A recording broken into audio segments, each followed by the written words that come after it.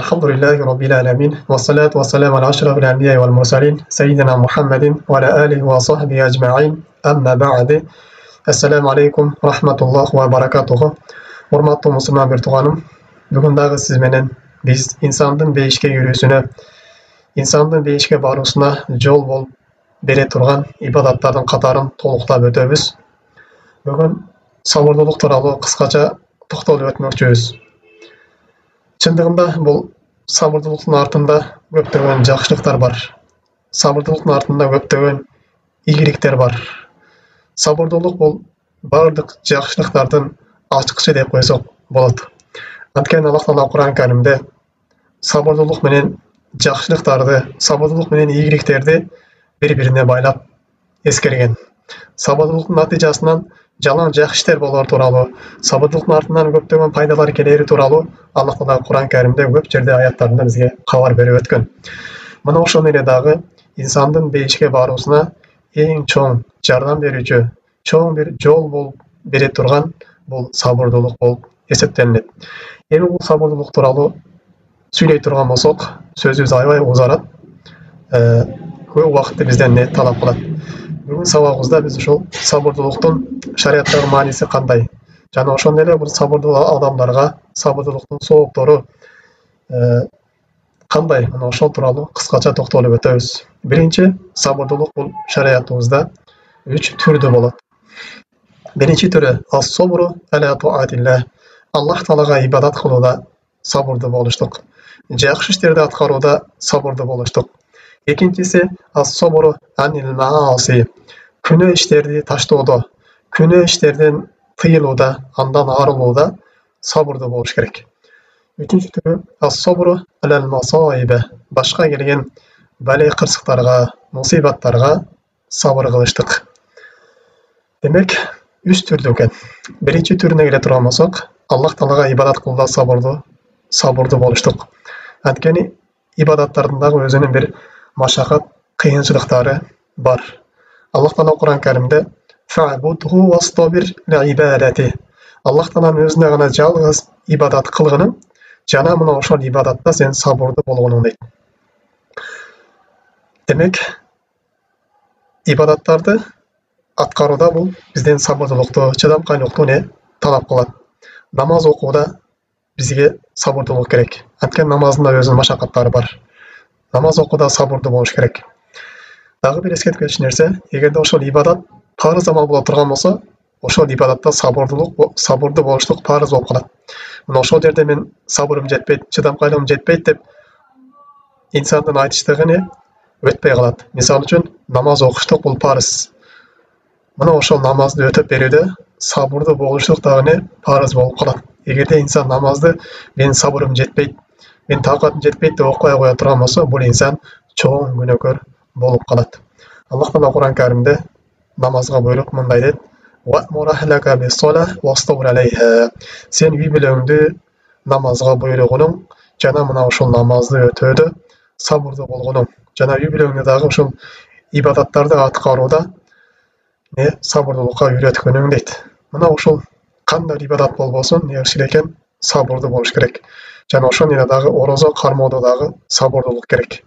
Анткени орозонун дагы өзүнүн бир чоң машакаттары бар. Жана ошондой эле зекет берүүдө дагы сабырды болуш керек. Бир инсан намаз окууда, орозо кармоодо сабырды болушу мүмкүн, бирок зекет берген кезде сабыры жетпей калышы мүмкүн. Мына ушул мал дүйнөсүнөн бир аз Аллах жолуна чыгарганы, кедей жесигерге берген келген кезде анын ошол мал дүйнөсү жакшы көрүнүп кетип, сабырды болбой калышы мүмкүн. Мына ушул жерде дагы сабырды болуп, парыз болгон зекетин берүү ага парыз болуп калат.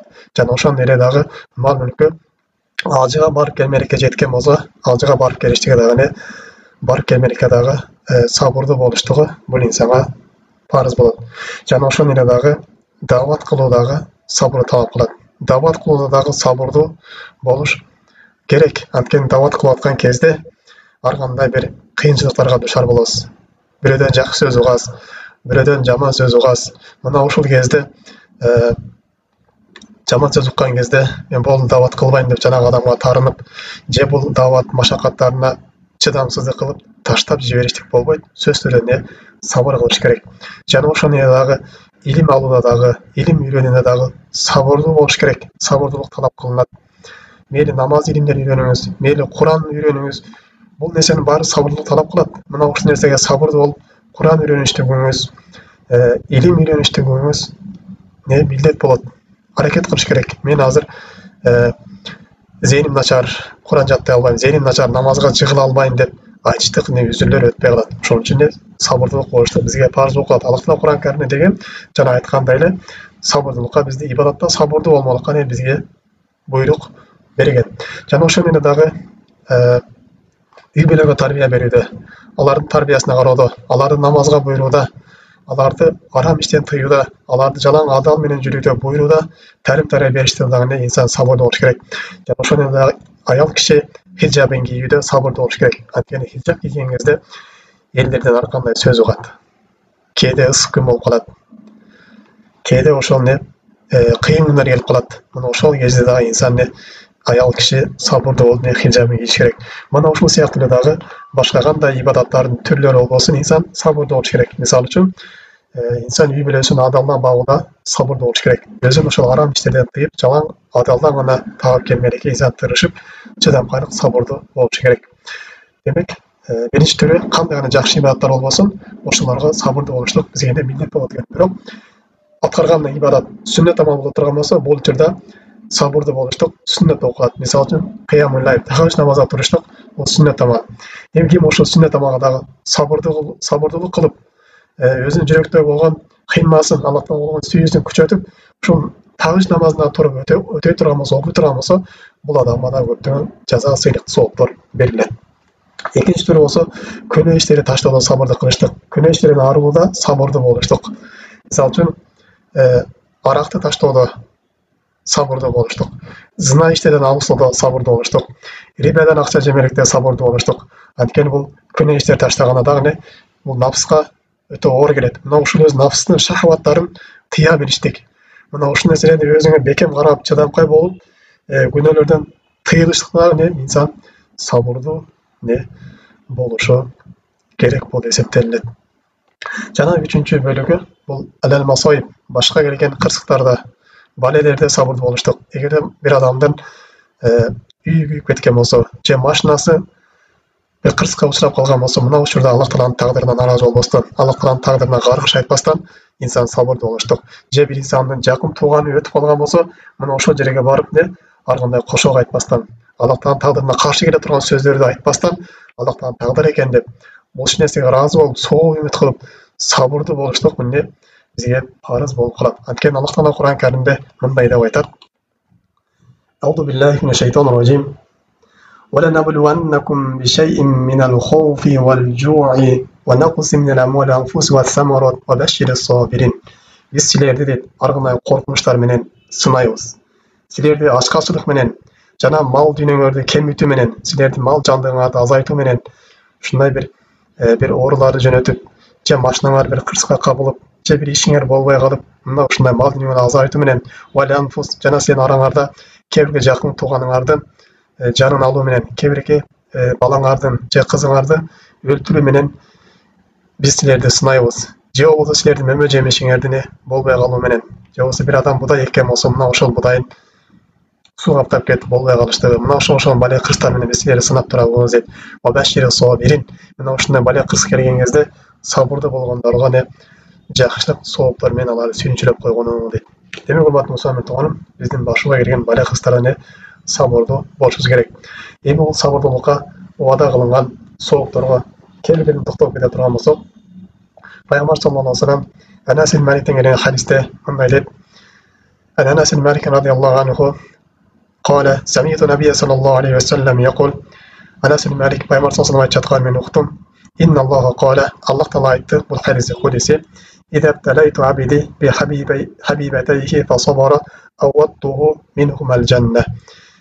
Эгерде мен бир пендени сынап, анын эки көзүн алып кое турган болсом, анын эки көзүн көр кылып кое турган болсом, мына ушул нерсеге сабыр кыла турган болсо, мен мына ошол эки көзүнүн ордуна бейишти беремин дейт. Бейишти алмаштырып беремин дейт. Демек, урматтуу мусулман тууганым, бизге бир бале кырс келип кала турган болсо, мына ошол кырсыгыбызга биз сабыр кыла турган болсок, бир адам оору келип өзүнүн колунан же өзүнүн бутунан ажырап калды. Мына ушул нерсеге тагдыр экен деп Аллах Таалага каршы сөз айтпастан тагдырга ыйман келтирип сабыр кыла турган болсо, Аллах Таала мына ушунун ордуна кыямат күнүнө бейиш берет экен. Жана ошол эле дагы инсандын бир мал дүйнөсүндө кырсык келе турган болсо, бир адамдын үйү күйүп кетти дейли, же машинасы күйүп кетти дейли, же бир бизнесини банкротко отуруп калды дейли. Мына ушундай бир кырсык балеге учурап калды дейли. Мына ушул нерсеге сабыр кыла турган болсо, Аллах Таала бул адамга бейиш берет экен. Жана ошол эле пайгамбар башка бир хадистерин айтат. Якулуллаху таала, Аллах Таала айтат: "Мали абдил му'минин инди жазаун ида qabadtu софияху мин ахли дуния сумма ихтасаба илля аль-жанна." Кандай бир момун пендемди сынап дейт, мен анын жакын туугандарынан болгон бир тууганын алып кое турган болсом дейт, бир тууганын каза кылып кое турган болсом дейт, мына ошол нерсеге сабыр кылып Аллах Тааладан соо үмүт кыла турган болсо, анын жазасы кыямат күнүндө бейиш гана болот дейт. Демек, урматтуу мусулман тууганым, биздин кызыбыз болобу, уулубуз болобу, эжебиз болобу, апабыз болобу, кандай бир тууганыбыз болбосун, мына ошол нерсени Аллах Таала бизди сынап, алардын каза кылып кое турган болсо, биз мына ушул нерсеге сабыр кыла турган болсок, Аллах Таала кыямат күнүндө бизге бейиш берет экен. Жана ошол эле дагы бизге бир оору келип кала турган болсо, мына ошол ооруга дагы биз сабыр кыла турган болсок, Аллах Таала бул нерсеге да бизге кыямат күнүндө бейиштен сооп сыйлыктарды берет экен. Жана ошону Аллах Таала Кур'ан Каримде бул сабырдуулардын сообу кандай болор экенин баяндап берет. Иллаллазина сабару ва амилус солихат улайка лахум магфиратун ва ажрун кабир. Бир гана сабырдуулар дейт. Аллах Таалага сабырдуу болушуп, жана амилус солихат, солих амалдар жасагандар, солих жакшы ибадаттарды аткаргандар, алар үчүн аларга Аллах Тааланын кечирими бар, жана кыямат күнүндө улуу болгон ажыр сыйлыктары бар дейт. Жана ошондой Аллах Таала башка бир аяттарында иннама юаффас-сабируна ажрахум бигайри хисаб. Биз сабырдуулардын сооп сыйлыгын эсеп кысапсыз беребиз дейт. Демек, эсеп кысапсыз сооп, урматтуу мусулман тууганым. Бул эсеп кысапсыз сооп сиздин таразаңызды кыямат күнүндө басып кетет. Анын эсебин бир гана Аллах Тааладан башка эч ким билбейт. Демек, бул дегени ал адамга кыямат күнүндө бейиш берилет деген сөз. Демек, урматтуу мусулман тууганым, биз ибадатта сабырдуу болушубуз керек экен. Жана ошол эле күнөө иштерден тыйылууда өз наксыбызды көндүрүп сабырдуу болушубуз керек экен. Жана ошол эле дагы башыбызга келген мусибаттарда дагы биз сабырдуу болушубуз керек экен. Эгерде сабырдуу болбой турган болсок, биз көптөгөн зыяндарга, көптөгөн бир бале кырсыктарга учурап калабыз. Аллах Таала Кур'ан Каримде мындай дейт: "Вал аср иннал инсана лафи хуср илля аллазина аману ва амилус солихат ва тавассау бил хакки ва тавассау bis sabr." Вал аср, аср убакытына ант. Убакытка ант. Силер жашап жаткан дүйнөдөгү жашооңорго ант. İnsanın баары зыянда дейт. İnsanın баары зыян тартуучу дейт. Эртең кыямат күнүндө баары зыян тартат дейт.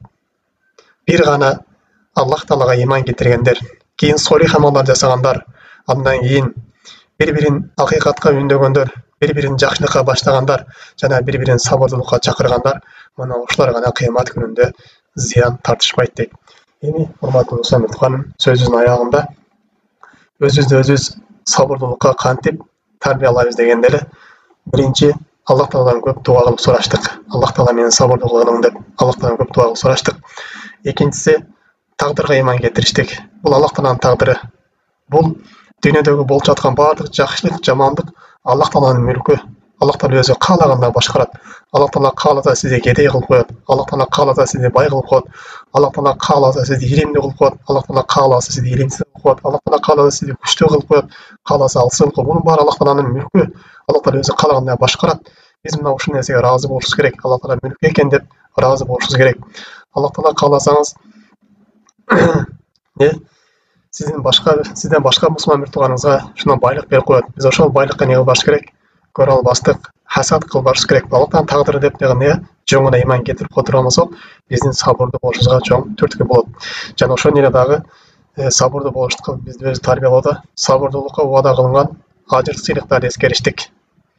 Биз жогоруда айтып өттүк мына соопторду. Мына ушундай соопторду эстештик. Эгерде сабырдуу болбой турган болсо, мына ушундай көп сооптордон куржалак калууну инсан эстеш керек. Дагы бир эскерип кетчү нерсе, бул сабырдуулук As-sabr inda sadmatul ula deydi da. Sabıрлылық бұл ошол башка биринчи мусибат түшкөн кезде болот дейт. Биринчи мусибаттын соккусунда болот дейт да. Бир адам ошол бир машинасын авария болуп кеткен көрүп калган кезде, мына ошол жерде сабырла тура болсо, мына ошол эң алгачкы сабыр дейт да. Бир адамдын тууган уруу кайтыш болгон болсо, мына ошол кезде Аллахтан тагдыр экенин шарт иман келтирип, ачууламасаң, ызаламасаң, ошол жерде сабырла турган болсо, мына ошол чыныгы сабыр. Аллах Таала баарыбызды сабырдуу пенделеринен кылсын. Кыямат күнүнө Аллах Таала өзүнүн жүзүн көрүүгө бизди насип кылсын. Аллах Таала баарыбызга таатиф берсин. Субханака Аллахумма бихамдик, ашхаду ан ла илаха илля анта, астагфирука ва атубу илейк. Ассаламу алейкум ва рахматуллахи ва баракатуху.